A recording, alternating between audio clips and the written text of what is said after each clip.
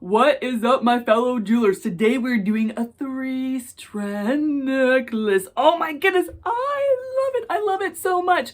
Now we could totally do a regular 3-strand necklace with beads, and more beads, but I wanted to mix it up for you today. And so instead of beads, and more beads, we are doing a chain in the middle. This chain is so, oh, look at that. This chain is so cute. I love it. It kind of just makes it pop a little bit more, kind of makes it a little bit more different, and I love it. Now, for those who have not subscribed to my channel, make sure you click the subscribe button as well as that bell to get notifications. So you and me, let's get started. So this is what you're going to need to make this multi-strand necklace. Always your tools. I love my tools. I got my electrician cutter tools, my round nose pliers, my long nose pliers. For my wire, I have a 0.45 millimeter, and then I have 5 split rings, 1 lobster clasp, 2 circle metals that I get off Amazon. If you like these circle metals, then I will put the link in the description below and you can buy the exact same ones. And then I have chain. I have about 13 inches worth of chain that I get at Walmart. And then also I have my beads and my chain. And so with this particular necklace, I usually do a smaller bead at the top and a bigger bead at the bottom. I usually like to put rondelles here to make it sparkly, but I thought it'd be nice to have a smaller pearl and a bigger pearl here. So these are about a 6 millimeter and these are about a 12 millimeter. And so the difference is pretty significant. And then so for these smaller pearls, I have 4.5 inches worth of them. So it's from here all the way to here is 4.5 inches. And then for my chain from one side to the other is 5.5 inches. And then for my bigger bead from one side to the other, I have 6.5 inches. And so there's only about an inch difference between the two of them. If you like this necklace to be a bit further apart, then you're gonna need to do like 2 inches and 2 inches. But I really like the 1 inch difference here and 1 inch difference there. So that is all the material and tools you need. The first thing I want to do is I want to string my beads on my wire. And so I don't like cutting my wire. I like leaving it on the spool, and then I like to just string it from there. And so that's what I'm going to do. I am going to string all my first row and I'm going to string it. So go ahead and do that for your necklace.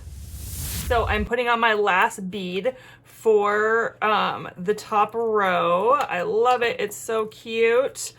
And I am going to have it be right here. I'm going to bring this metal circle piece and then I'm going to connect this strand to the circle metal piece. I'm going to take my crimping beads. I need 4 of these crimping beads.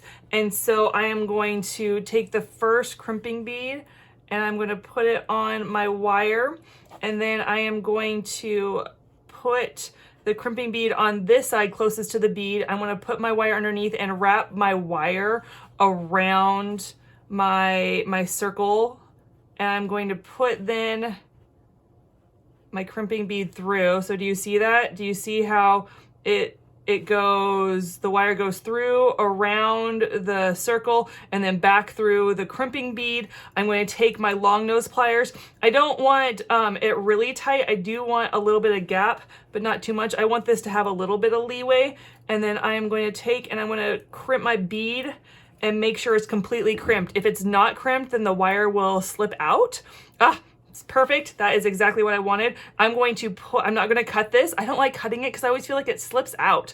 And so I'm going to put my wire through into my bead, back through my bead. And I'm going to go like this. And now I'm going to cut it. See, I feel like when I leave it on the spool, I don't waste as much wire. And so I'm going to cut about that much. It's a good amount because I want to make sure that it's easy for me to slip the crimping bead around. And now I am going to take my other crimping bead. I'm going to put it on my wire. So I put it on my wire. I'm going to grab my circle and I'm going to wrap it around just like I did the other side. So this time it's a bit tricky because you already have your beads on. And I'm going to grab my long nose pliers and see this piece right here. I'm going to grab a hold of it and pull it. And I'm going to make sure that I don't have a gap. I don't have spacing because it doesn't look really nice. So I pulled it as much as I want. I do want there to be a little, there we go. Just like that.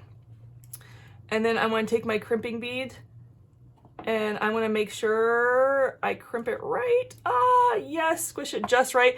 And now some people clip this off or cut it off. I wanna put it back through. And that could be such a task. When I was first doing this as a jewelry maker, it would take me, it felt like 20 to 30 minutes just to put it through.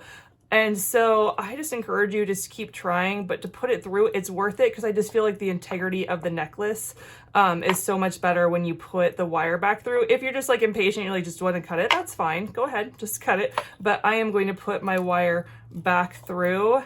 Yes.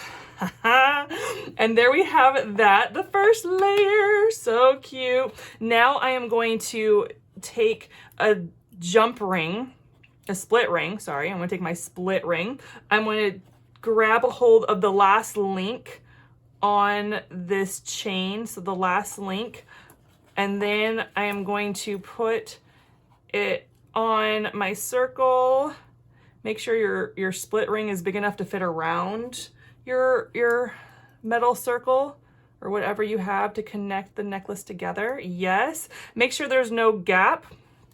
And you put it together, and then you have, haha, do you see that? You have that connected. I'm gonna connect the other side with a split ring. And so I am going to take again, the last link on this necklace, and I am going to put it through. It doesn't really matter for the second strand where you put it on the link. What matters is the third strand. So I'm gonna take my split ring, I'm gonna grab it with one of my pliers, grab with the other one, and I'm gonna pull it towards each other. I'm gonna pull it towards each other. Yes, so there's no gap. I don't want a gap or the chain will fall off. Do you see this? It's coming together. It's so cute.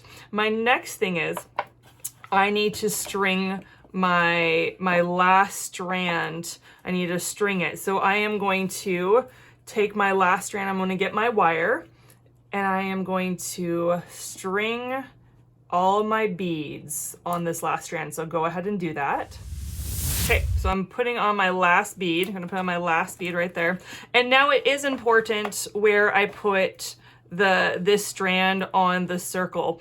And so I don't want it, I wanna make sure it is in the right place. I put this right place and make sure I put it in the same place on this side as I would on that side, because it will look all tangled up if I don't. So I'm gonna take my crimping bead,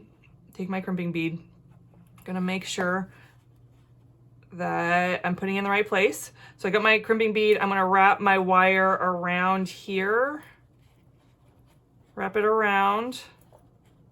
I'm gonna put it back through my crimping bead, okay? Back through, put it a little bit tight. Again, you want a little bit of leeway again, so you have a little bit of loop, and then I'm going to crimp it. Yes, and some people like guards. They like to put guards here. I have never put a guard here. Doesn't mean it's wrong or right. I just don't. They say it saves the wire, but my wire is never really frayed from it, so I just don't. I think it looks prettier, but I just don't do it. So here we have that. I'm going to, again, I'm going to cut it so I have enough room to put my crimping bead through and then put it through my loop. These two are up here, these two are up here, and this one is down below. So I'm put my wire through, and I'm put through my crimping bead. Okay, so I put through my crimping bead. And I need to, this is too much of a gap, and so I need to pull and make sure there's not another gap. So I kind of let gravity check it out, and there's a little too much gap for me. So I'm going to adjust it, and then I'm gonna crimp it. Yes, and I'm gonna put this back through this bead. And that, so far, is looking pretty good. Look at that, look at that. Now we need to finish it off. It needs to be finished off. So I have my 13-inch chain right here. Now I am a tall girl, I'm about 5'10", so I like my necklaces to be a little bit longer. If you're shorter or making for somebody that's shorter than 5'10", then you can make this chain a little bit shorter. I'm going to get my split ring. I'm gonna grab it, it's already split for me. So I'm gonna take the last link. I'm gonna take the last link and I'm going to put it through. Now this does also matter where you put this chain, okay, on your circle. It matters where you put it. Do not put it in between your first and middle strand, and do not put between your last and middle strand, okay? It needs to go right here. See how these are all away from it? It needs to go right here, because again, the necklace will not look right if you put it in the wrong place. And you're gonna close it up. I'm gonna pull it towards each other. Make sure there's no gap. Yes, I'm gonna do the same thing on the other side. Go ahead and do that. Okay, and oh, we're almost done. Jewelers, fellow jewelers, we are almost done. Now we just gotta put a clasp on it. Because my chain links are a nice size, I can make this to be adjustable necklace, and that's what I'm gonna do. So you could either cut it right down the middle, right? You could cut it right down the middle. You can measure or whatever, or I like to cut it just a little bit off, so because it is adjustable. So I think I'm just gonna cut just a little bit off. I'm gonna cut it not exactly down the middle. So I didn't cut down the middle because I have more chain here for my adjustableness. You like that? Adjustableness. That's not really a word. And now I'm going to put my lobster clasp on the shorter side. I'm going to put my lobster clasp on my shorter side. So my split ring, my lobster clasp, and then my chain. And that, my fellow jewelers, is how you make this gorgeous necklace. Makes me so happy. Yay, yay, makes me so happy. Oh my goodness, I love it, I love it, I love it. Is it not the cutest necklace ever? I mean, the beads make it amazing, and then the chain in the middle, it is gorgeous. Yes, so give me a big old thumbs up. I also love to hear your comments, share with your other friends who are jewelers, but that's all I got for you guys today. So before you go, I want to pray for you. Now, when I was seeking God about what to pray for you guys, I felt like some of you don't feel like you're good enough. Whether you've never felt good enough in your whole life, or you don't feel like a good enough mom or on the job, or whatever the case may be.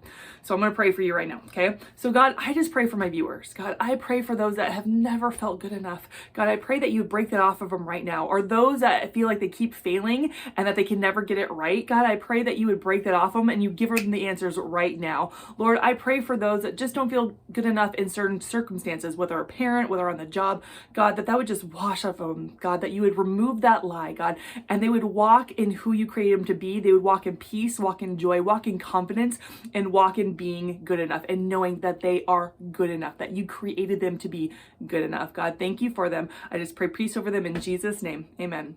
Okay, guys, thank you so much for tuning in. Make sure you subscribe my channel, like, comment, share, but until the next video, I'll see you then. Bye!